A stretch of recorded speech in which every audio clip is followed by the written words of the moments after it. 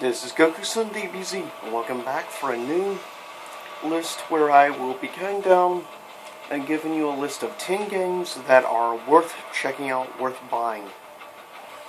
With that said, this will be 10 games for the Xbox One. Now these are strictly games I have personally actually played, and I can vouch for, and I say is worth buying. With that said, yesterday I did PS4, so I thought it was only right for Xbox players to do this list for you guys. First honorable mentions. First honorable mention is an indie platformer game called Limbo. Really good, top notch. A few months back it was actually free to download, and I think at normal price it runs maybe $2 or $3, so it's definitely worth it if you enjoy those indie platformers. And it very much has a doom and gloom feel to it, with the dark backgrounds, the eerie music and sound effects. It's still awesome nevertheless. Definitely worth it if you like indie games or platformers. Next honorable mention, Assassin's Creed 4 Black Flags. Awesome game. It's the Pirates of the Caribbean game we wanted, more or less. We never got until that game came out. Hands down, easily probably one of the top 3 best Assassin's Creed games I've personally played. The gameplay's fun. The best part about the game is the naval battles. Last honorable mention, Injustice 2, which I only recently picked up, but I will say I'm already enjoying. Though to be fair, I've been playing a lot, maining as Raiden so far, practicing and training. Eventually I'll start playing the story mode once I get better feel of the mechanics and the physics of the game. But let's get started. Number 10, I highly recommend. This game I feel is very underrated, and given on average you can buy this game now for like $5 or $6, it's worth getting. Personally, I took advantage because I know when I registered an EA account, and yeah, I'm not a big EA fan, but doing that, I was able to get the season pass, all the bonus material, all the expansions, everything for the game for free. That's awesome.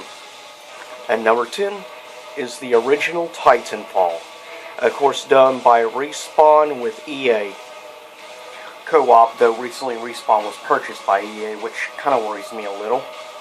But honestly, it's a solid game with solid gameplay.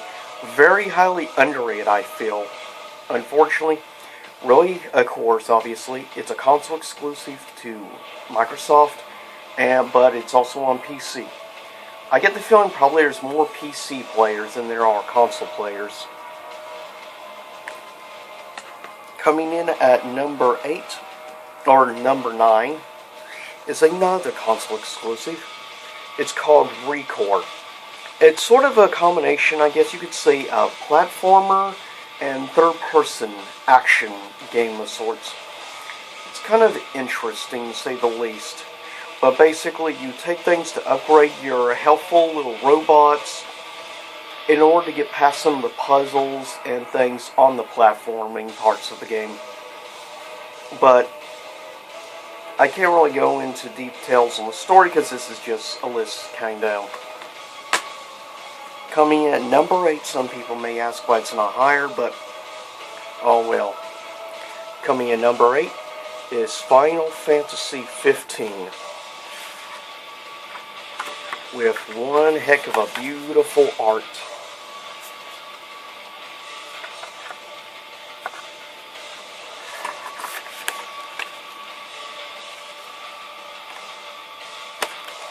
But yeah, this comes in number 8. It's fun, and it's the first really open world game in the Final Fantasy universe. So it makes it definitely give it a very different feeling than past games or entries in the franchise as a whole. But that's number 8. Coming in number 7 is Destiny: The Taken King.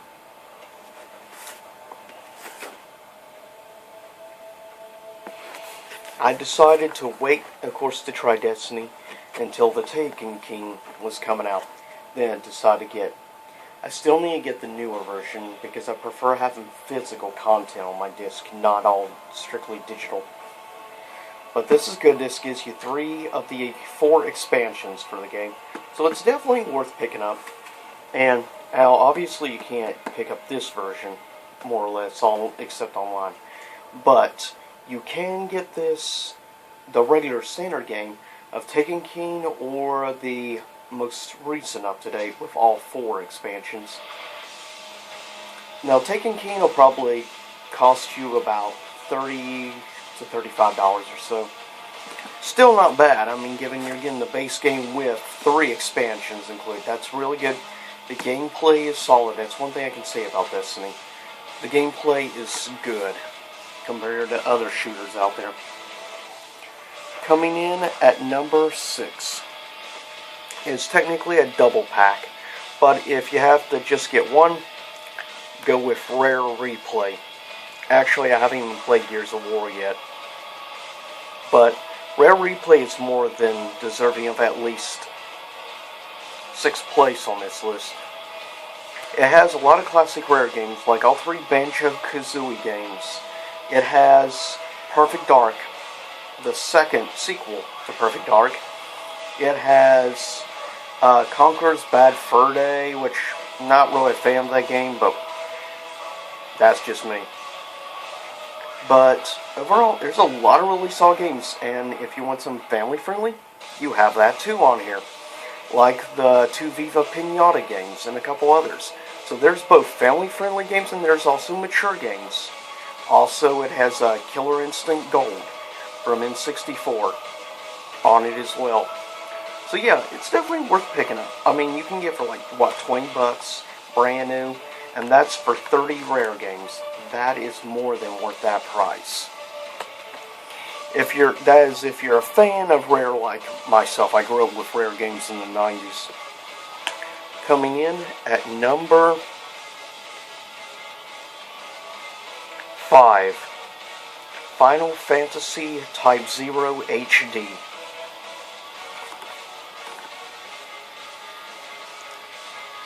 And yeah, I feel this game is easily one of the most underrated Final Fantasy games in the series.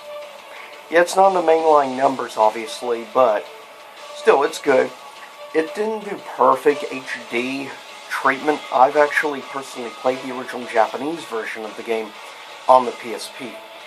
And I can say there's certain elements in the Japanese version I much prefer, but at least in this version I can actually read the text. Since there's only Japanese text in that version, unfortunately, I can speak a little Japanese, but unfortunately, I cannot read Japanese. I need to get on that, I know. With that said, first I'm going to have to mute, for some reason, a commercial. And here's the music from Final Fantasy Type 0. Coming in number 4, Titanfall 2, which I picked up recently. This is the deluxe edition, and how much do you think it cost me? $20 for deluxe edition, brand new.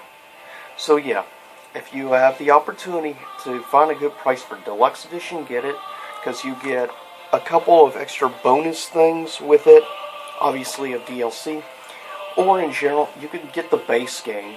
On average, say on eBay or somewhere, you can probably get anywhere from going from $12 to $20. So the price is very reasonable.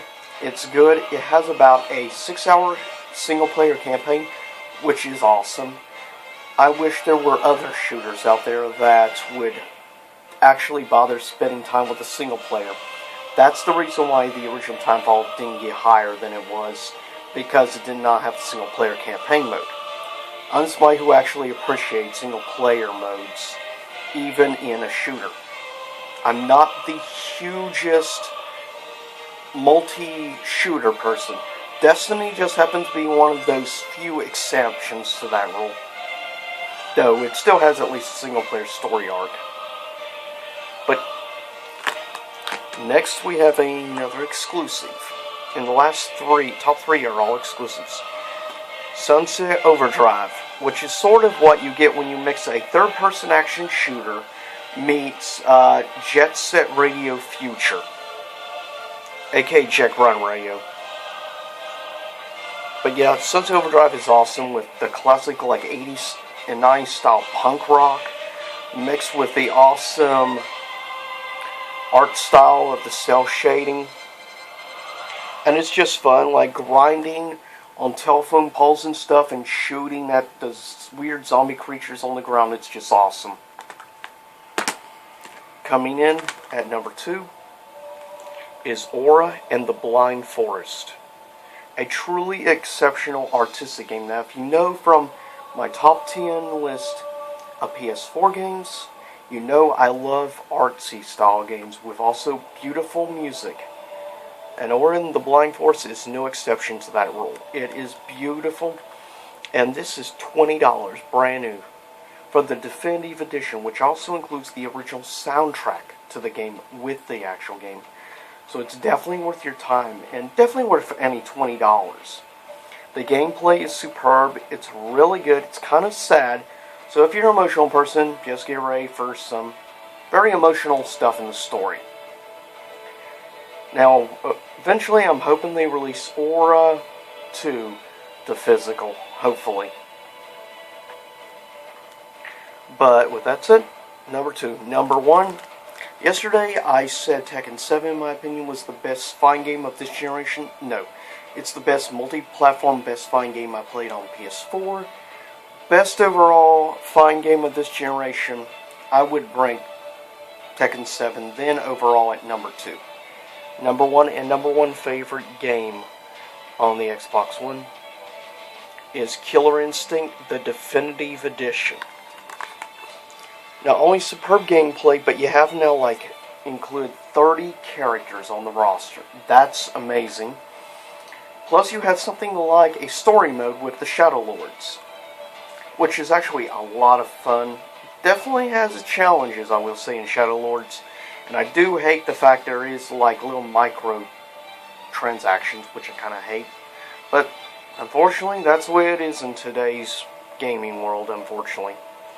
But yeah, at number 1 is Killer Instinct Definitive Edition. You hear in the background Halo music. Well, I have one dishonorable mention for this list. Halo Master Chief Collection.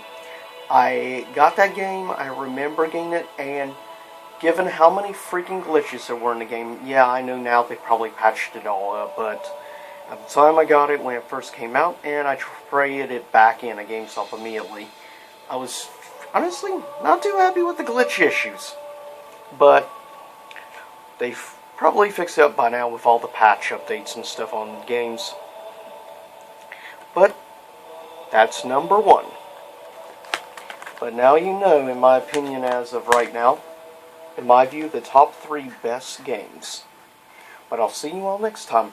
And leave a comment, let me know if you would like me to do personally another top 10 list like this. But if you're wanting to collect past consoles, you'll have to let me know on that.